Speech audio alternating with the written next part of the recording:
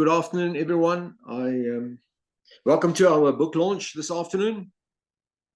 There's still a few people that's going to join us, but let's give them an opportunity to join while we have our general discussion. I'm Wilhelm Kraus from Knowledge Resources. For those of you who don't know me, I started the business over 30 years ago, and one or two things for those who don't know what we do. We basically have two legs today, 2.5 maybe.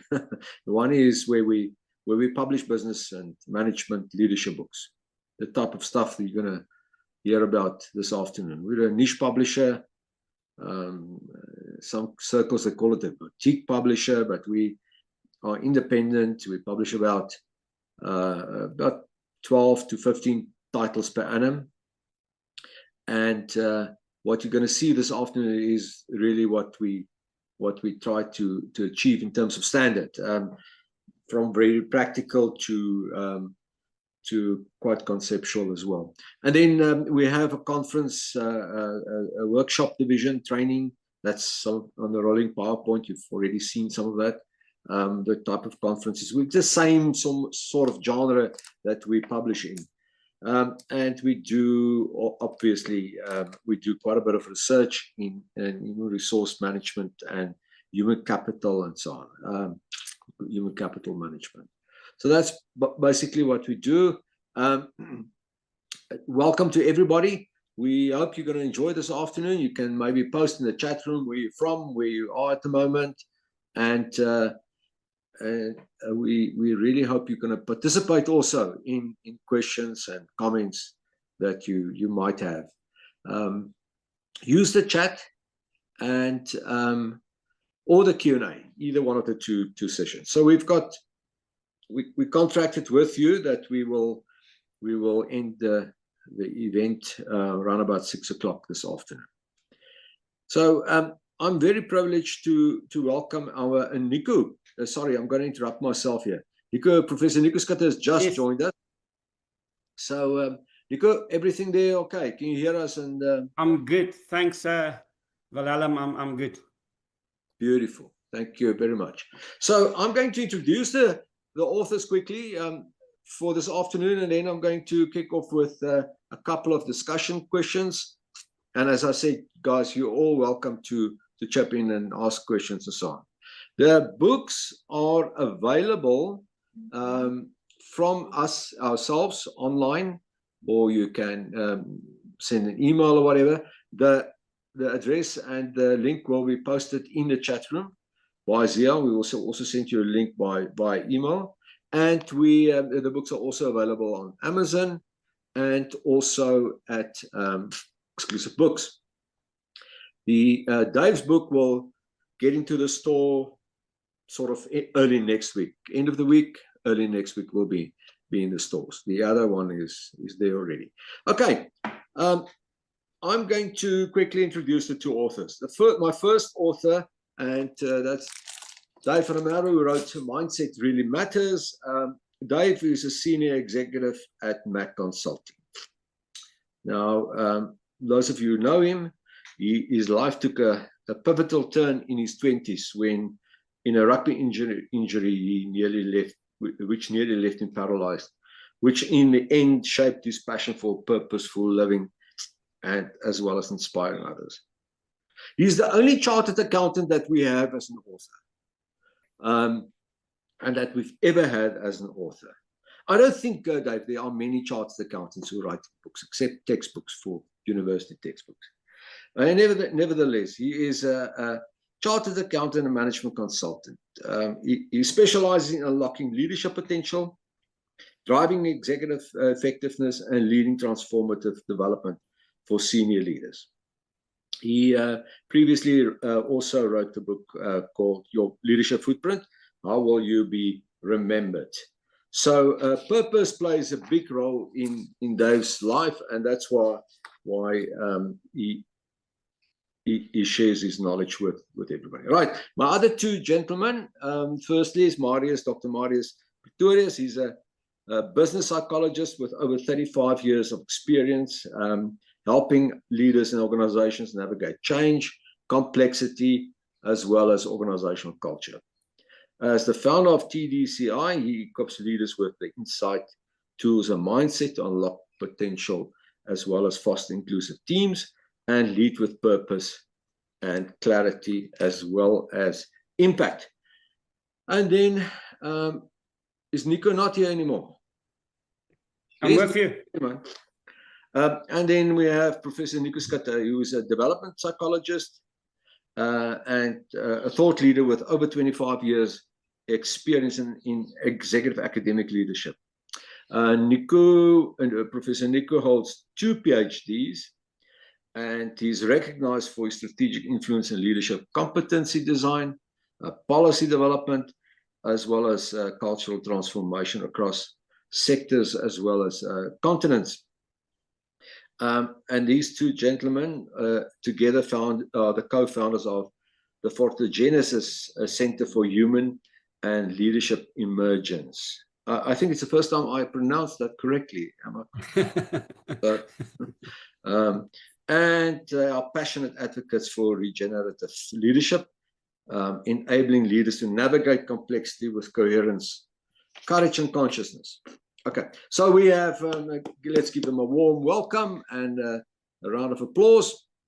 Thank you for being with us, gentlemen. I'm going to kick off, and Dave, I'm going to put you on the spot firstly. What motivated you to write the book? Yeah, thanks, Willem, and to everyone listening on the call. Yeah, the motivation really came from the positive impact on people from my previous bestseller, Your Leadership Footprint, which you alluded to. Having a positive impact and making a difference to others aligns to my personal purpose. And the issue of mindset choices is a key part of the exponential leadership interventions which I facilitate. So the choice of topic for this book was quite an easy decision. That's in short. Well, thank you very much for I know that's how I know you, Dave. You don't write chapters on one concept. Okay, Marius and Nico, either one of you, 2 of you, why did you come up with this book, Unlocking Leadership Master Code? Nico, go, and then I'll follow. Yeah, I'm going to try to be as quick as Dave. I think, Willem, yeah, as Dave has said, I think once been involved in leadership development and change for a lifetime, and I think one of the things that Marius and I discuss is why another book? What is the difference in our book? And I think what we then discover in our journey for leadership is that I think a lot of dollars, and Marius can allude to this, as is been spent, billions of dollars is yearly spent on leadership competency development. And if that is the truth, and we've been part of that development, the question that we arise then is to say, okay, there should then be a problem. If we spend so much money in developing leaders and our country is in this despair and the world is in such a chaos, what is wrong with our leaders? And that's where we then to say, okay, it seems that something wrong with the consciousness, the awareness of leaders. And then we started this journey to say, okay, maybe it's all about leadership maturity. Maybe there's something wrong in our approach to develop leaders, and it's not about the competencies. We are all competent. Otherwise, if you appoint a leader and he's not competent, then there's something with HR. But it's not about the competencies, but it's more about the vertical development. Can the person think and also solve problems in a complex world? If he and she is not at a mature level, as the organization and the environment expect that person, then we're in trouble, because that's the leader, that's the influence he or she have over the organization, over people. So that is what we then start to think about and develop the book, in short, Willem. Okay. Marius, you want to add to that? Yeah, thank you, Willem. Yes, and maybe linking, I love Dave's title, Leadership Footprint, and I want to kind of link my response to that. I think we wrote the book because in a way we miffed with leadership. I think, if we look at what is happening, so if we go from the premise that leaders are the architects of context, leaders are the architects of our environment, our organizations, our society, and we look at what is happening, you know, then it is not a good picture that we are seeing. If we look at kind of the corruption, if we look at the wars, if we look at toxic environments, if we look at the absenteeism, presenteeism, the quiet quitting happening in organizations, then we must actually challenge leaders to saying, what are we doing? And I think, you know, this is where I think Nico spoke about the vertical development. I think most of what we are doing in leadership is on a horizontal base, getting leaders more technical skills in terms of how to manage. But we're not building the capacity of leaders to emerge in a different way, to start to think in a different way. So I think, you know, in short, that was kind of the drive to saying, you know, something is wrong and we've got to re-look leadership and maybe kind of take a different angle on it. Yeah.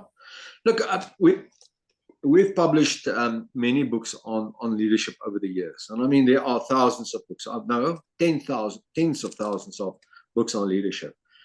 And I've read a lot on this specific topic. And when I received both these two manuscripts, I immediately felt that this is really going to add to the existing pool of knowledge in the leadership space. So Dave, I saw last week, look, we are bombarded by bad news the whole time. And it's almost our fallback premise that we look for bad news. It's what we'll be getting conditioned to it. So last week, Adrian Gore, I saw him in the press where he said, we are in a business environment, we are just too pessimistic about South Africa. And he referred to, he says, crime, we must be realistic about crime. But we also, there's a lot of other positive news that's coming through. Now, your premise is that mindset is a choice. Mm-hmm. And in discussing the book and talking about the main highlights, can you talk around that, the choice of which and what mindset you want to carry around, so to speak? Yeah, thanks, Willem. And I think very pertinent point from, as you said, from Adrian about negativity that's all around. So I think, you know, it's again, what do you as a leader, you know, where do you choose to listen and what do you choose to listen to? So I think the whole concept of mindset for me is relevant in a world of increasing complexity, nuance, and disruption. And from my perspective and the work that I've done, mindset choices can change individuals, teams, organizations, and even nations. So these choices that we've got and can make every single day have the potential to unlock substantial shared value for multiple stakeholders. So the essence of, you know, getting to the highlights of my book, I work extensively with senior executives in large organizations. All of them have a strong dose of positivity. However, when it comes to mindset, something fascinating happens. Individually, they bring that positivity, but when they get into a team or an organizational context or into, you know, the government sphere, there's a dramatic shift towards negativity, and often influenced by social media and just you know, tendency to listen to negative news rather than positive news. So this concept of this positive, negative, and just those choices has intrigued me for a long time. And I used to call them the value traps, but now, you know, it's about the mindset shifts. So the highlights of the book for me was to write a pragmatic book that chose 25, you know, daily mindset choices that we can make as individuals, as leaders, regardless of the context.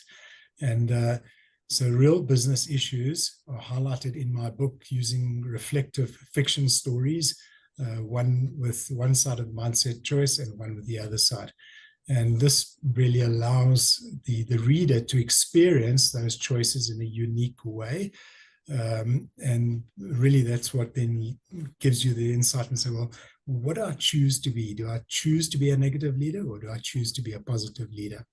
So the essence of the highlights of the book are really about 25 mindset choices that you can make and practice every single day in whatever context you have. And as I was writing it, I could probably do 50, but I stuck to 25 as the essential ones that I saw. So that's some of the highlights of the book. Dave, I'm going to ask Zia to quickly put up share with us the content page. And we can maybe just refer to the content page also. And I'll do the same with Marius and Nico. This is very small, Zia. Can you guys read this? Oh, there it's better. So there are, okay, Dave, do you want to just allude maybe to 1 or 2 or 3 of these sort of mind shifts? Yeah, I think there's a lot on the Wilhelm. So what I'm going to do is, if you allow me just to choose one of those and just to highlight and discuss one in particular. So I'm going to choose that one, mindset shift number 2, there's self-doubt to self-belief. And I think the key mindset transition for me there is shifting from letting others put you down to backing yourself. This one is deeply personal to me as well. So I will talk about that. And I think you alluded to in my younger time when I was nearly paralyzed, doctors telling me you'll never walk again. That's my choice, not anyone else's choice. And so just to elaborate maybe a little bit on that particular mindset shift, the world is full of people who will put you down, place you in a box, limit you, define who you are, or who you should become, or what you should do. And I fundamentally believe you have the freedom to make those life choices. You can define who you are, what impact you will have, when you will shine, and who you will become. So these are your choices, and nobody else can actually make them for you. So again, I've personally encountered, the projections of others in my life and career. Many people have told me, you can't. I was often told, you can't write a book, you're a chartered accountant, or you're wasting your time doing leadership development, stick to what you know. Or as an accountant, you can't develop leadership programs. I think it's all nonsense. It's a choice that I can make. And again, the negativity of the world trying to put that on you is quite profound. So remember that you can decide what your limitations are. Nobody else can choose for you, let alone enforce those choices on you. And I think when we have self-belief, we can positively impact those around us. I remember a quote from Nelson Mandela that says, what counts in life is not the mere fact that we have lived.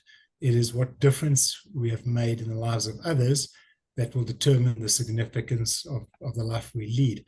So that quote always resonates with me and talks to a lot of those mindset choices there. It is the difference we can make and the choices that we can make that impact us. So self-belief is trusting that your thoughts, choices, and actions will lead to greater things. And I always, and some of my colleagues are online, always use this phrase, back yourself. Because if you don't believe in yourself and back yourself as a leader, well, then who will? So you can make an impactful difference in the lives of many others by just making that mindset choice and then actually living through on it. So hopefully Wilhelm and those online, it just gives you a snippet of what you can find in my book as just one of the 25 mindset shifts. Great. Thank you very much, Dave. I'm going to come back to that later on. Okay, Marius and Nico, if you can maybe share with us a few highlights of the book, and maybe Zia, if you can again share the content pages, so the two gentlemen can maybe refer to that as well. Either one of you can shoot. Marius, I think you can go now, and then I'll go. Okay, perfect. Wilhelm, I think one of the things that we try to do in the book is to create a mirror and a map. And a mirror is really, if you think about a mirror, it's kind of looking at yourself, getting a good image of who I am. And I think here it's about me as a leader. And from our point of view, kind of we looked at leadership from developmental theories. In psychology, there's wonderful frameworks that kind of give you an indication of where am I in my own journey of development. So the mirror part is unpacking me as a leader in terms of my capacity to lead, especially in terms of vertical. So we didn't focus on the horizontal development, but we really focused on the vertical development of leaders. And the premise there is that leadership is not a singular intelligence. It is actually a meta capacity, and a meta capacity built from our cognitive, our moral intelligence, our emotional intelligence, our values, volitional. So quite a number of different aspects. So the mirror part is to get a clear idea of where am I in my own developmental journey as a leader. And the map is then to say, but how do I grow and how do I develop? So and for that we've kind of identified various frameworks or different gateways rather for leadership development. So it's starting with waking up, becoming aware of myself.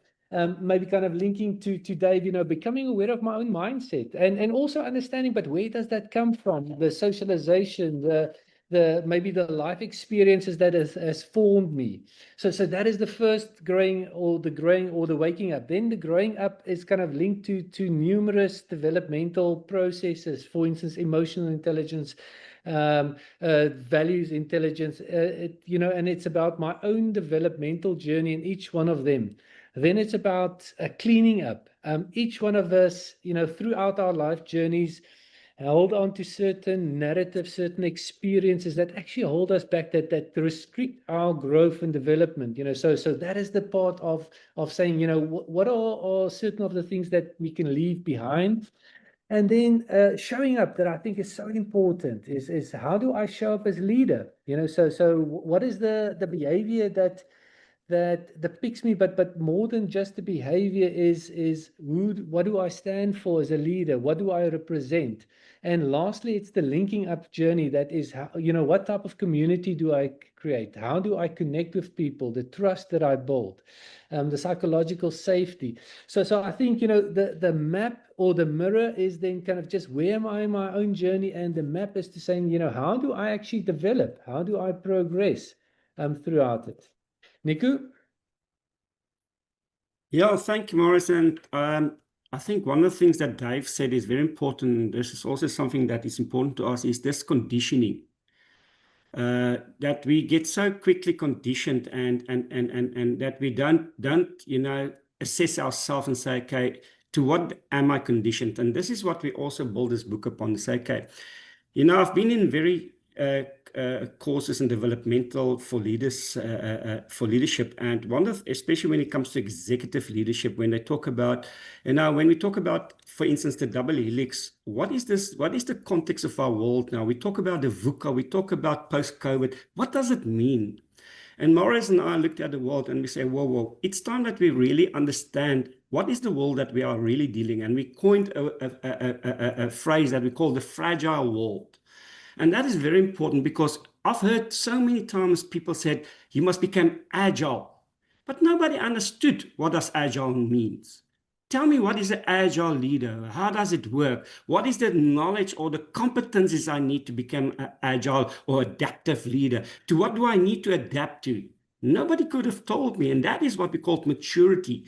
So we said to each other, let's develop something for leaders. The one thing that we also realize is that we really in a world that one tool fits all, Wilhelm, and we really want to teach people, whoa, there's no one tool fits all for leaders.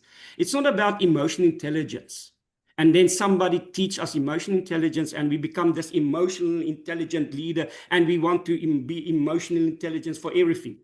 That's not about it. Emotional intelligence is one, and we call it a meta-intelligence. So it's more than one intelligence that you need as a leader to become vertical mature, to make sure that you understand that for instance, if I want to be a adaptive leader, one of the intelligences that I need is emotional intelligences. But I can move between these intelligences. But if I don't have access to the intelligences, if I don't understand these intelligences, I'm not going to understand it. I'm going to fall back to my old competencies, and I'm going to start back to performance, to bottom line, and all these things that I've been. Also, one thing that we also wanted to say, that leadership is actually an inside-out approach, Willem. So the inside-out approach is to say, remember, leadership is all about influence. You send out a frequency. People lock into your frequency.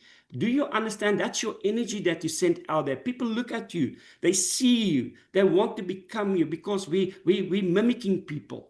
And that's one thing that we as leaders need to understand is, if you got followers, they really want to follow you for authenticity.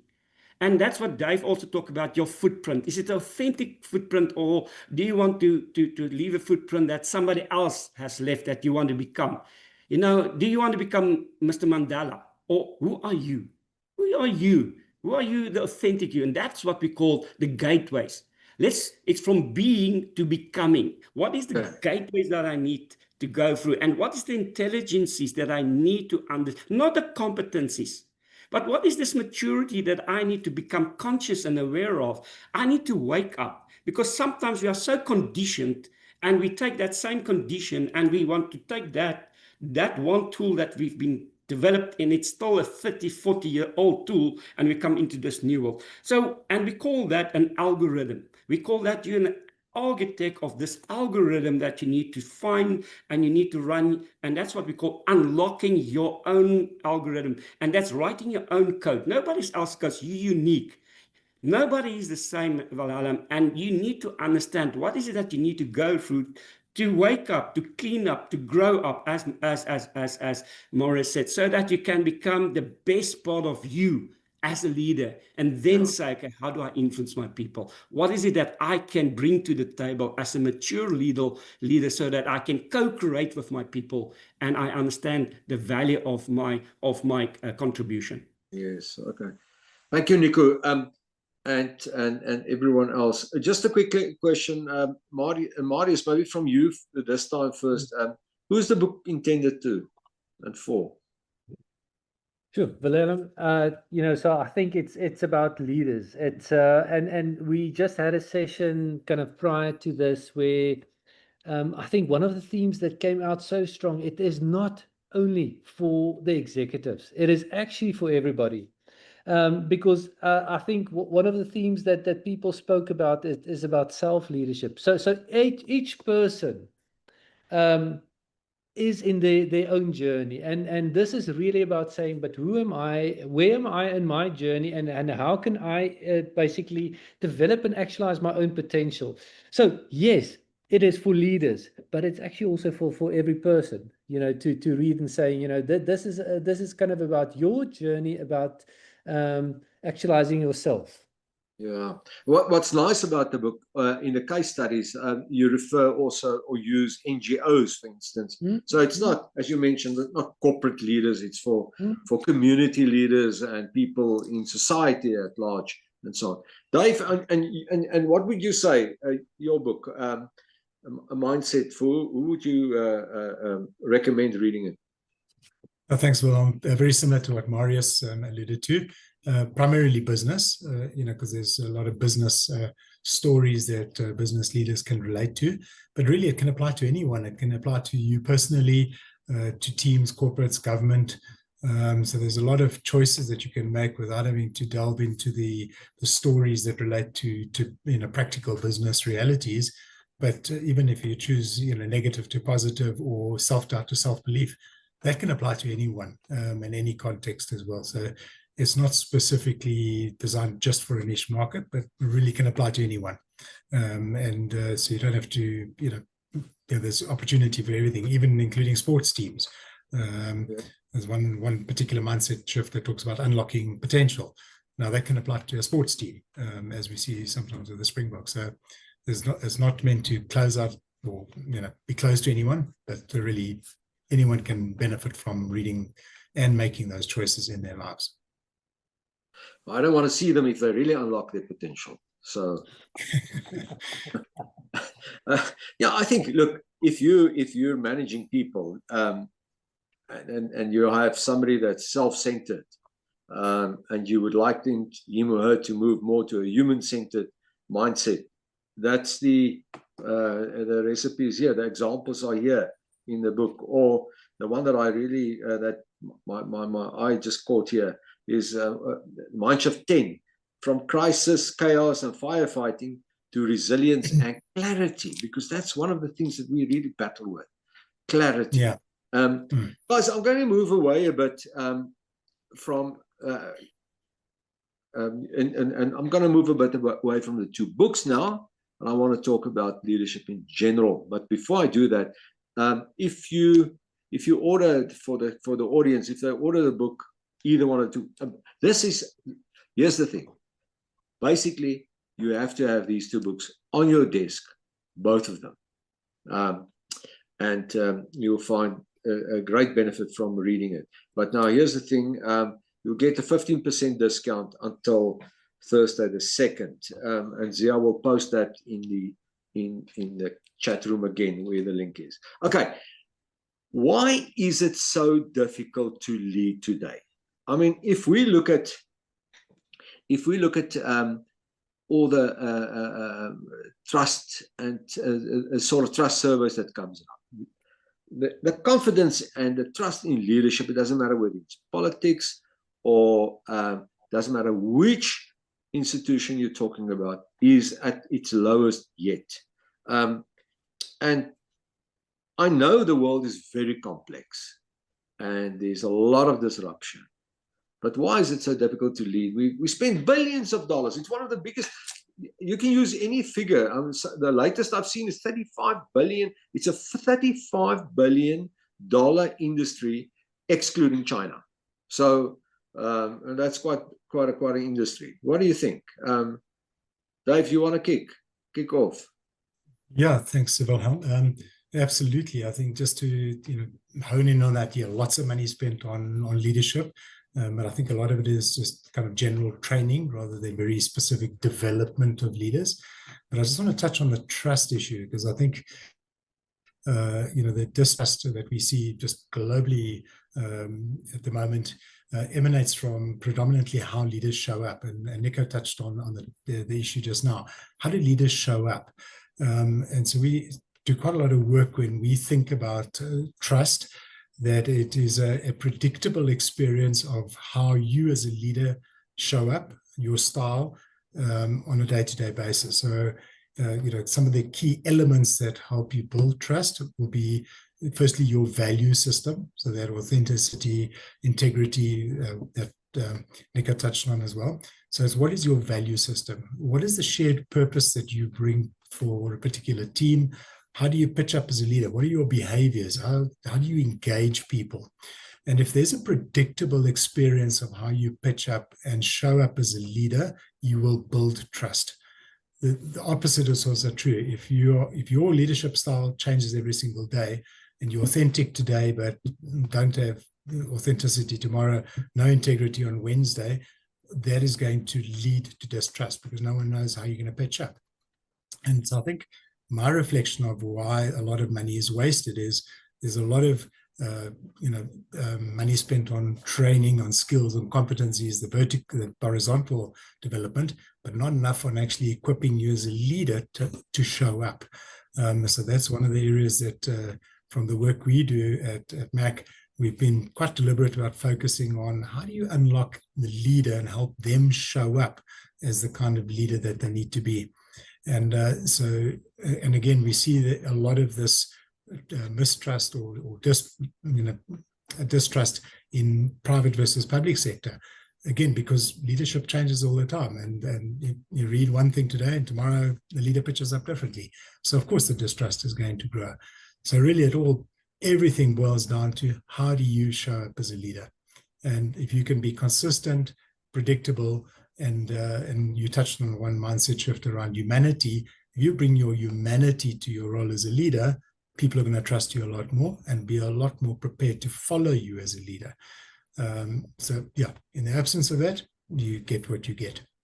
Okay, thank you. That makes a lot of sense.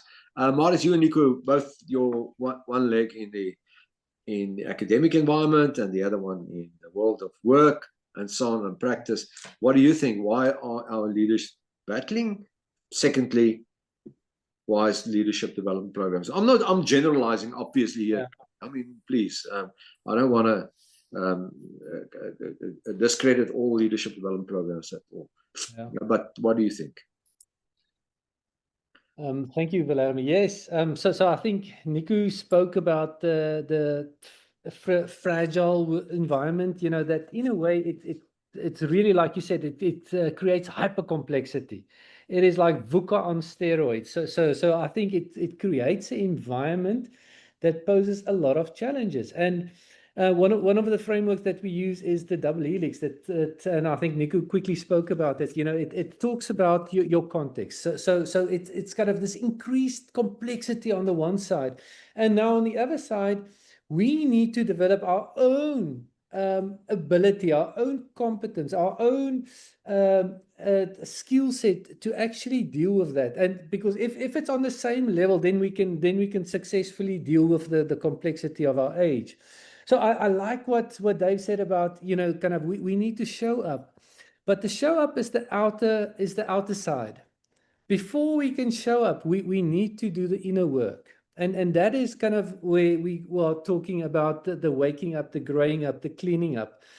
Because if you don't do the inner work before we get to the showing up, then it's just performative. And I think, you know, that's why a lot of leaders are in trouble. You know, we do put things performative because that's what is expected of us.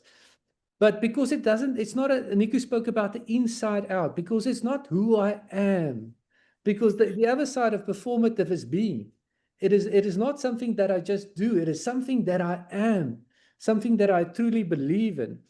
So I think in dealing with the complexity, we need to kind of move to a different level of consciousness, you know, and I can't fake consciousness. I can't fake caring. I can't fake, you know, a different level of emotive connection. Yeah. Just to add to what Marius says, I think, Willem, and I think when we talk about a book, we talk about meta-intelligences. Now we need to understand this. We need to separate politics from leadership. So that is very crucial. So it's all about the consciousness. So leadership is all about creating meaningfulness. Now, if we want to become a leader, that means we have followers. And you don't have a following, that means a small party. This means South Africa. If you think about South African leadership in the greater, it's all about co-creation. How do we co-create a new South Africa? How do we create purpose? And that's why the Springboks get so good. They create this hope for everybody. They co-create this huge thing of meaningfulness that we as a country can win the World Cup. Where is that in our politics, in our leadership?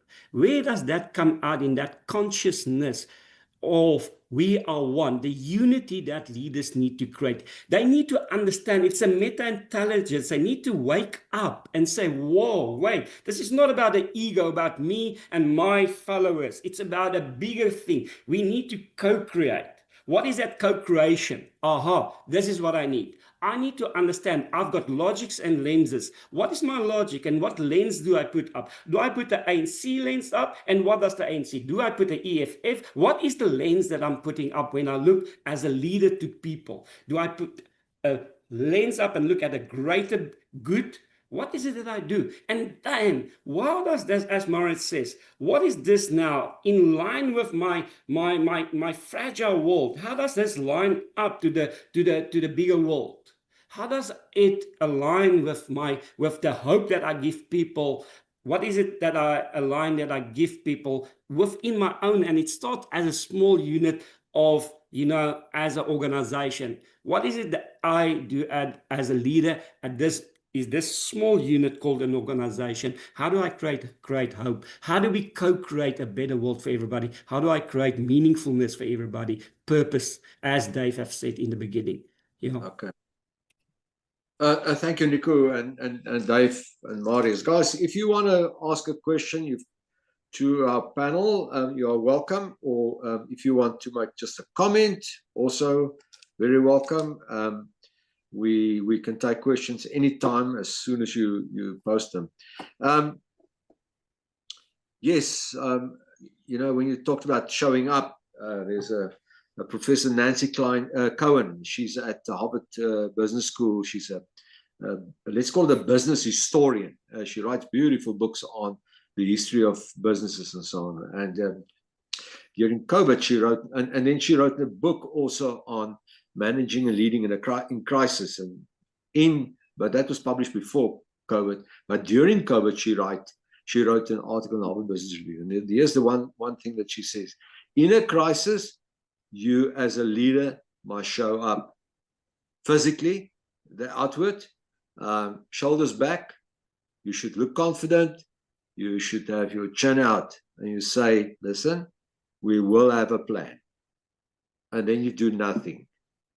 Then you do nothing for some time.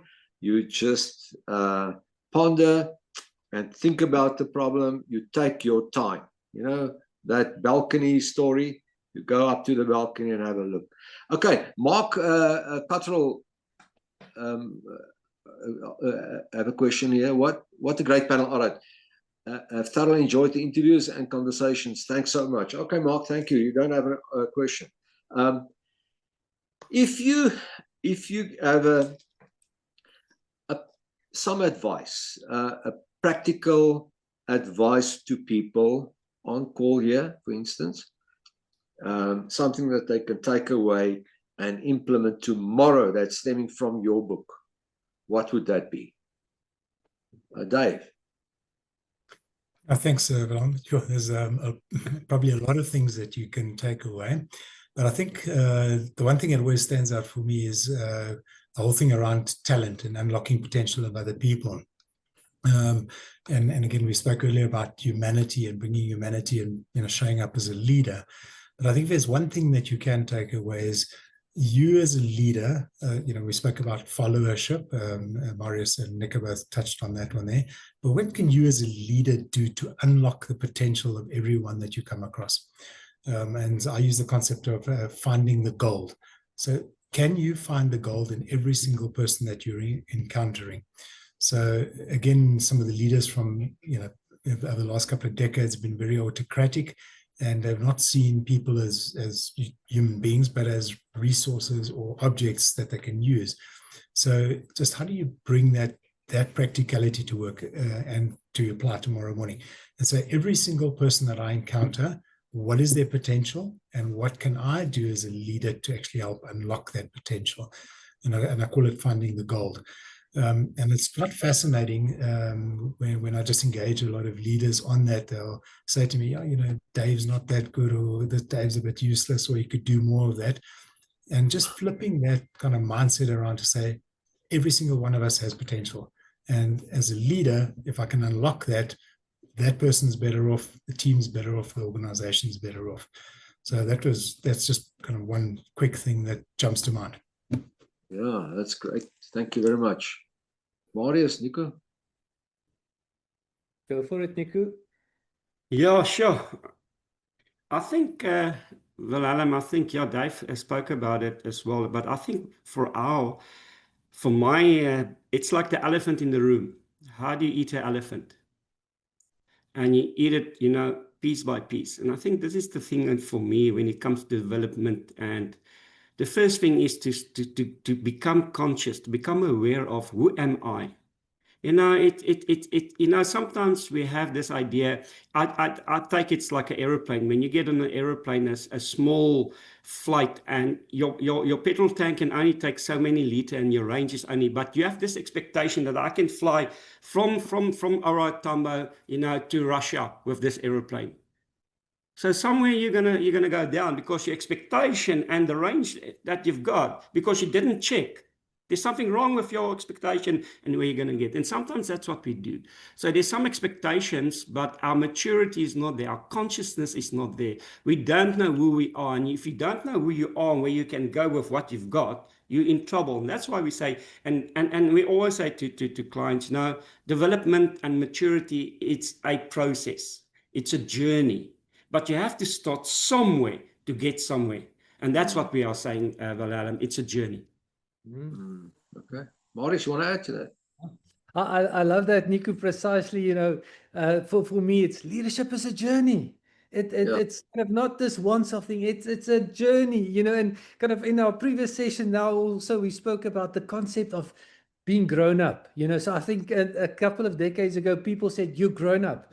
And this was maybe when you were 20, 21, and it's kind of this, it was, I've finished my journey in developing, and that's nonsense, you know. So I think all later psychological theories tell you that this process of maturing never stops.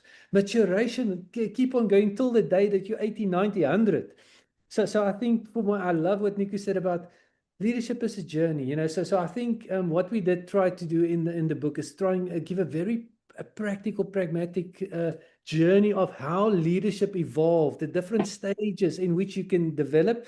So it's about kind of understanding where am I, but then this journey of continuously, and it's an iterative process of continuously developing through those waking up, showing up, growing up, cleaning up, linking up, you know. So iterative process. Maybe closing is, I love Keegan. So one of the frameworks that we use is Keegan's orders of mind. And Keegan talks about, you know, that, you know, we kind of in a cocoon, and, you know, that we've got the ability to be butterflies. And for me, that is the potential that each one of us have in us to develop, to actualize ourselves, to become the best that I can be. And it doesn't matter where that level is, but it is about just become the butterfly. You know, kind of his final thing is that he says that the pity is that some people die before they kind of actually become butterflies. So for me, it's about, yes, this journey of leadership development, and just engage with it. Like Nico said, one step at a time. I think that comes back to Dave's point about, as a leader, unlocking the potential of the people that you're responsible for leading. I mean, that's a big thing, and you cannot do that with a negative mindset. You have to have a growth, positive mindset if you want to unlock and develop people. Otherwise, you're not going to see their potential. You will always see the faults and the weaknesses that's there.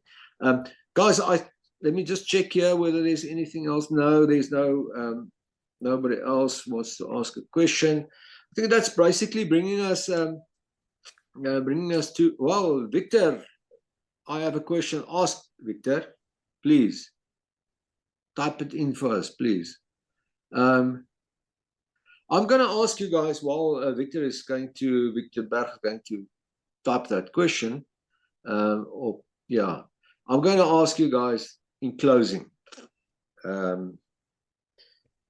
We're living in a strange country. Apart from the stress that we take from the outside world and so on, we create a lot of the obstacles ourselves. We are bombarded daily with what's wrong and what goes wrong and so on. But in your own personal life, and I'm putting you on the spot, what is giving you hope?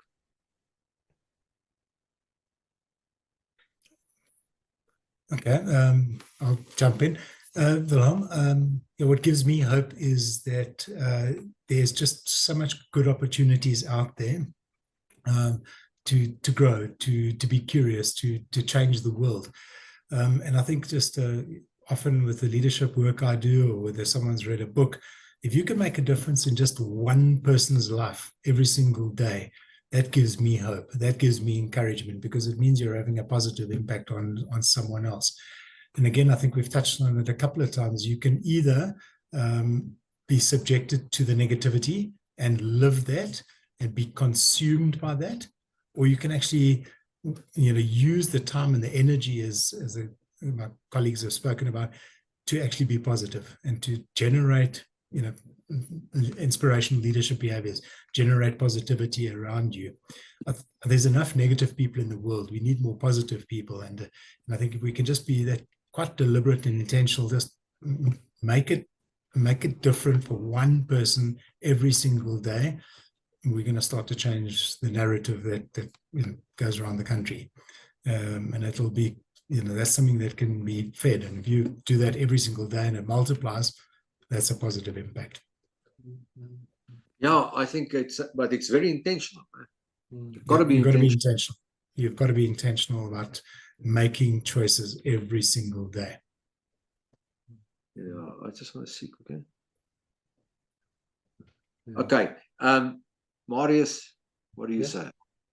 Yeah, I love what Dave said, and I think maybe linking to kind of also his previous input is that Viktor Frankl basically indicated, between stimulus and response, there's a gap. In that gap lies our freedom to choose how we respond to things. And for me, I think, a lot of things are happening in the country. We've got the ability to choose how we respond to it. And I think for me, the hope is to see that more and more people are taking the regenerative option. So it is a case of one person starting this knock-on effect, where we start, but slowly the momentum is turning, and that is why leadership for me is such a critical issue. Systems kind of rise and fall because of leaders, so we need to, from self-leadership to institutional leaders to societal leaders, we need to get these positive leaders that will start this process, that will say, I'm not a victim of the past, I'm not a victim of the circumstance, I can choose my response. Yeah, Nico? Yeah.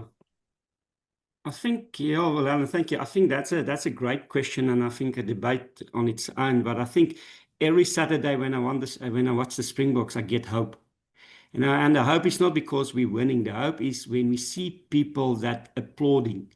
We see hope when people are come together to have fun and see the good. And that is what I'm so excited when I see everything, is that the good in our nation, it's starting to outweigh the bad.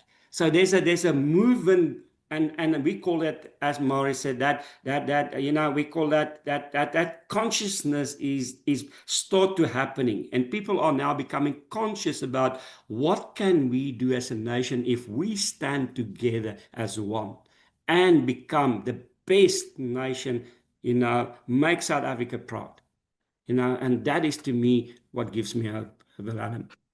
Okay, guys, thank you very much for that. But now I have one question. I see Dave already answered part of it. Nomsa asked this age-old question: are leaders born or made? Can I say what Maxwell taught? I was privileged to, and we asked him the same question. Can I tell you what he said? Of course. He tell you have to be born to be developed. Okay. And that makes it, and he said you can almost be developed if you're not been born. So now I think it's very important. I think, and sometimes we forget the evolutional intelligence, and I think Marius can allude to this. There must be a will. And one thing is the will, and one thing, as Dave have said, I must rise to the challenge. Do I have the potential in order to be nurtured? That means to be developed, to become a leader. It's like rugby players. Not everybody become a Springbok. There's levels that I can go, and I can develop up to a level, and I can become, as Marius said, the best at that level, who I am, the authentic me. But now we get people that goes to another level. The range is not there. They can't be developed. I cannot do it. It's like a 2 liter. I've got a 2 liter. The expectation is 2 liters, but I only got a 500 milliliter capacity, and I take that 2 liter and I throw it into this 500. It will drown. So that is something that we have to think about. Okay. Marius, Dave, do you want to add to that? Yeah, so I believe it's not either or. I think it's both. So I definitely the capacity, but I strongly believe in that it's developed. Let me give you just a practical example. Okay, so basically for all our competencies, except for cognitive, that is relatively stable throughout your life, all of the others are actually something that you can develop. You know, my ability to deal with difficult situations, with emotion, with conflict. If I kind of look back, the Marius that was 20 years old and 30 years old, I'm not the same person anymore. Yeah. I've grown, I've developed. So we've got the ability to shift, to develop, you know, our capacities. You know, and yeah, that's what I truly believe. You know, why we are actually in the field as well, you know, of human and leadership emergence is to assist people on this developmental journey that they are on. Yes. Okay. Dave, you want to add to your comments? I think just in closing, I've got a slightly different view, that I believe that if you can find a leader, they've got obviously their own potential, and you can help unlock that. Obviously, there's personal choices and context and capability, but if you can find someone else and believe in them and help to unlock their potential, my observation with a lot of the leadership work I've done is that every single one of them can deliver exponentially more than what they believed they could do before maybe an intervention or someone just taking an interest in them to make sure that they can actually do more. So sometimes, and I didn't quite get the 2 liter and a half, but I think every single one of us can perform at a level much higher than what we believe in ourselves, because I think we were all born leaders. Just some of us choose to use it and some choose not to use it. Yeah. But we've all got significantly more potential than we give ourselves credit for, or that other people give us credit for. Yeah. Now, a couple of years ago, you'll see there behind me on the screen, there's that red book at the back. It's a leadership, almost a leadership Bible. It's a book that we published a couple of years ago.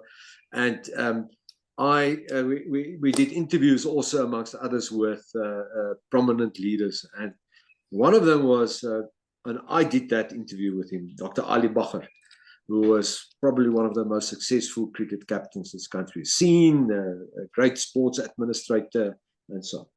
So I said to him, we talked about his own style and so on. And then I asked him this question, born or developed. He says, no doubt, born. He says, and then he used two, and I think it was 2 extreme examples, but he said, Hansie Cronje wanted to lead. He was a natural leader. He was a magnificent leader. Forget about now the integrity and so on. He's never seen a leader. He says, then as on the opposite side, the greatest all-rounder the world has ever seen, Jacques Callis. He said, we tried every single trick in the book to make a leader of him, but he was just not taking to leadership. Now, all right, these are 2 extreme examples. Guys, just in closing now, listening to you, when I asked you the question about hope, what's giving you hope? And listening to you, I thought, tonight, that's giving me hope, is that people still in this country with a lot on their plates, overcommitted, working for themselves,